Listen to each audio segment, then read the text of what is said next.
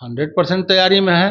Party का निर्णय का इंतजार कर रहे हैं। देखिए, आने के बाद तो दियारा क्षेत्र का हो या उपरवार का हो, एक प्लान के साथ में काम करना होगा और अपने स्तर से जितना यथासंभव हुआ है अपना लेबर लगा करके नाला साफ करवाना। मैं चाहता हूं कि अपने मुख्य धारा में उन लोगों को भी जोड़ूं जो भी हमारे दियारा में रहते हैं, भाई हैं। पढ़ाई लिखाई का समस्या है, दियारा में बहुत बड़ा समस्या है, कोई बढ़िया स्कूल नहीं है। दियारा में टैलेंटेड का कोई कमी है, खाली मुख्य धारा में जोड़ने की कमी है। तो ऋतुलाल यादव को प्रतिद्वंदी मानते हैं कि नहीं आप? नहीं, कहीं से कोई प्रतिद्वंदी नहीं है। जो देखिए, बिहार विधानसभा चुनाव का समय जो है धीरे धीरे नजदीक आता रहा है और अब इसी बीच जो हर एक राजनेता हैं अपने अपने तरीके से तैयारियों में जुट चुके हैं और उसी तैयारी में जुटे हुए हैं दानापुर से बीजेपी से भावी प्रत्याशी बेला यादव जी। वही दानापुर सीट जो बिहार का सबसे हॉट सीट माना जाता है। इसी तमाम मुद्दे पर बातें होंगी। बेला यादव जी, आपका स्वागत है। सबसे पहले धन्यवाद भाई, और आपके माध्यम से आपके जितने भी व्यूवर हैं उनको भी हमारे तरफ से बहुत बहुत धन्यवाद। और कैसे इस सीट से पार पाएंगे आप, क्योंकि ये एकदम हॉट सीट है, राइवलरी भी लगातार इस पे जारी रहती है। देखिए, अभी तो दानापुर में हमारे यहाँ जो बारिश इधर 2-3 दिन हुआ है, उस बारिश के समस्या से जूझ रहा है। दानापुर में लगभग मान के चलिए जो भी शहरी क्षेत्र है, सभी शहरी क्षेत्र में मकान बनाने के कारण नाला सब जाम हो गया है और नाला जाम होने से सभी रोडों पर पानी लगभग लगभग आ गया है। आज भी हमने सुबह से ही, कल भी शाम में बहुत सारा क्षेत्र का छोटे छोटे कॉलोनियाँ हैं, उस सब कॉलोनियाँ का हम लोग जा कर के देखे हैं और अपने स्तर से जितना यथासंभव हुआ है अपना लेबर लगा करके नाला साफ करवाना या पैन को जो घास भरा हुआ है, जलकुंबड़ी है, उस सबको सफाई करना। तो जितना बन रहा है हम लोग कर रहे हैं और लोग भी लगे हुए हैं, कर रहे हैं। लेकिन ये नहीं कहेंगे कि हम ही कर रहे हैं, सभी लोग का इसमें योगदान आ रहा है और अपने अपने स्तर से सब लोग लगे हुए हैं, योगदान में लगे हुए हैं और कर रहे हैं इसको बढ़िया से। दियारा क्षेत्र में वो जो काम होना चाहिए अभी तक वैसा हो नहीं पाया है। लगातार सरकार बातें तो करती है लेकिन वैसा काम दियारा के क्षेत्र में नहीं हो पाता है। तो अगर आप आते हैं तो क्या कुछ आगे कदम उठाएंगे इसको लेकर? देखिए, आने के बाद तो दियारा क्षेत्र का हो या उपरवार का हो, एक प्लान के साथ में काम करना होगा। उसके लिए अपना सारा रोड मैप तैयार करना होगा कि हमको ये आने के बाद 5 साल के अंदर में क्या क्या करना है।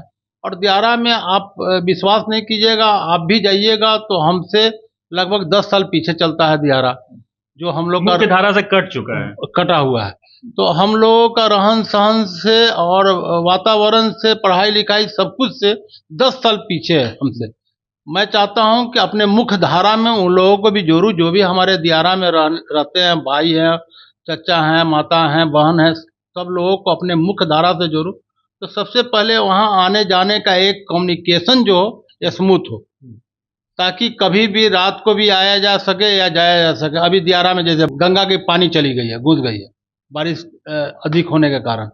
तो अभी अगर दियारा में क्षेत्र में कहीं पर भी किसी भी अप्रिय घटना घटता है, किसी महिला के साथ में डिलीवरी केस है या किसी भी घटना घटता है, तो उन लोगों को लाने में काफ़ी समय लग जाता है। उस स्थिति में कभी कभी हमारे साथ या हमारे भाइयों लोगों के साथ घटना भी घट जाती है। तो मैं चाहूँगा कि अगर मुझे जनता साथ देती है तो सबसे पहले दियारा को अपने दानापुर से एकदम नज़दीकी बनाएं, ताकि आने जाने का रास्ता स्मूथ हो। पढ़ाई लिखाई का समस्या है, दियारा में बहुत बड़ा समस्या है, कोई बढ़िया स्कूल नहीं है। जिसको भी बढ़िया एजुकेशन प्राप्त करना है तो जो समर्थ आदमी है वो लोग को शहर पकड़ना पड़ता है, आना पड़ता है, दानापुर में या पटना में जाना पड़ता है। वहाँ बहुत सारे मने इंटेलिजेंट बहने लोग भी हैं, हमारी बच्चियाँ भी हैं जो मेधावी हैं। अभी कुछ दिन पहले, 6-7 महीना पहले वहीं का बच्ची का आया था, जो हमारे शिक्षा मंत्री धर्मेंद्र प्रधान जी से भी बात किया हुआ था, तो उसमें भी हम लोग गए थे। तो ऐसा नहीं है कि दियारा में टैलेंटेड का कोई कमी है, खाली मुख्य धारा में जोड़ने की कमी है। और जो भी हमारे पार्टी से हो या विपक्ष पार्टी से जो जीत के जाते हैं, किसी ने अभी तक उस पर विशेष ध्यान दिया नहीं।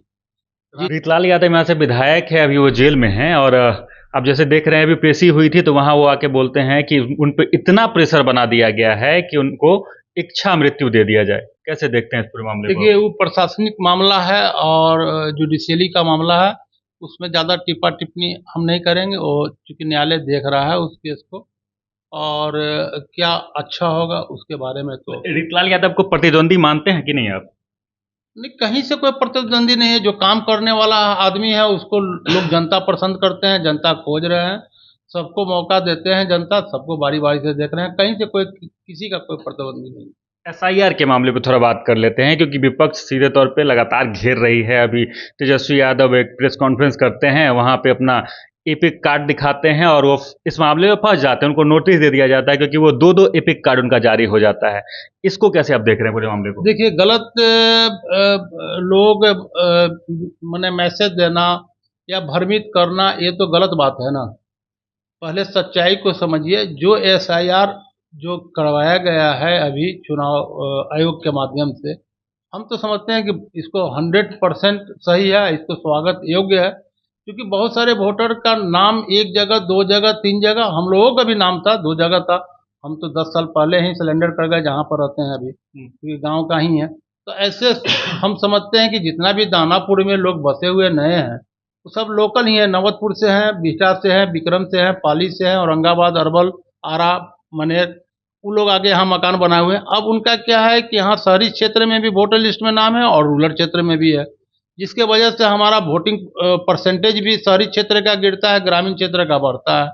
तो कहीं एक चीज़ ही एक ही जगह होना चाहिए और सच्चाई सामने आएगा कि हमारा कितना वोटर है, तो वो तो स्वागत योग्य है। फिर भी 65 लाख से ज्यादा लोग वोटर का जो नाम है वो कट गया है। संदेह पे तो सवाल तो खड़े होंगे। देखिए, 65 लाख कटने का कारण यही है कि 2 जगह वोटर का नाम, किसी किसी का 3 जगह नाम, तो वो तो घटेगा ही ना। किसी एक, मान लिया एक आदमी का 2 जगह नाम होगा तो डबल हो जाएगा। वो जब एक जगह आएगा तो घटेगा ही।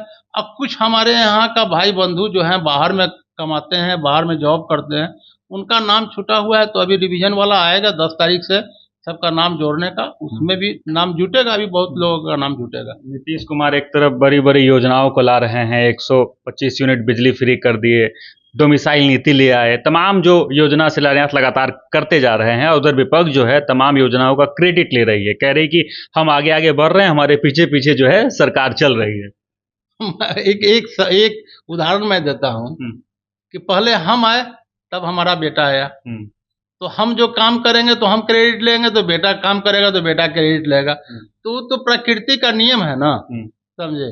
अभी हमारे एनडीए का सरकार है और जो हम लोगों ने दिया है, बहुत सारे चीज़ें दिए हैं। अभी आंगनबाड़ी के लिए दिए हैं, रात्रि प्रहरी के लिए दिए हैं, 125 यूनिट फ्री किए हैं, महिलाओं के लिए बस का जो आया है अभी योजना, तो बहुत सारा वगैरह वगैरह योजना हम लोग एनडीए सरकार के द्वारा जो दिया गया है, वो तो हमारे बहने को, हमारे माताओं को बहुत सारा, विधवा पेंशन में भी वृद्धि हुआ है, डोमिसाइल नीति उसमें भी बहुत सारा काम हुआ है।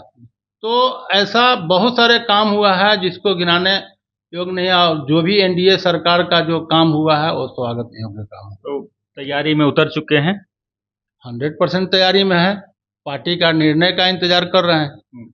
आप फैसला कर चुके हैं? पार्टी से क्या कुछ बात हुई है? पार्टी का निर्णय ही सर्वोपरि निर्णय होता है, क्योंकि पार्टी बड़ी पार्टी है, राष्ट्रीय पार्टी है, और यहाँ से होने के बाद सेंट्रल में जाता है, सेंट्रल से सिलेक्शन होता है सभी का। तो पार्टी का निर्णय का इंतजार कर रहे हैं। पार्टी के निर्णय का इंतजार कर रहे हैं, आप अपनी तरफ से तैयारी कर रहे हैं? बिल्कुल बिल्कुल। चलिए, तो हमारे साथ बेला यादव जी थे और इनका सीधे तौर पे कहना था कि तैयारी में उतर चुके हैं और पार्टी अंतिम जो फैसला लेगी वही सर्वमान्य होगी। बाकी ये अभी जमीनी स्तर पे काम भी कर रहे हैं। दानापुर के दियारा क्षेत्र में आप देख रहे होंगे, आप विजुअल्स के माध्यम से देख पा रहे होंगे कि जमीनी स्तर के मुद्दे पे जा रहे हैं, बाढ़ राहत क्षेत्र में जाके लोगों की मदद भी कर रहे हैं। बाकी आगे क्या कुछ भी होगा ये भी हम आपको दिखाएंगे और बताएंगे। हमारे साथ जुड़े रहें और देखते रहें सच टॉक्स।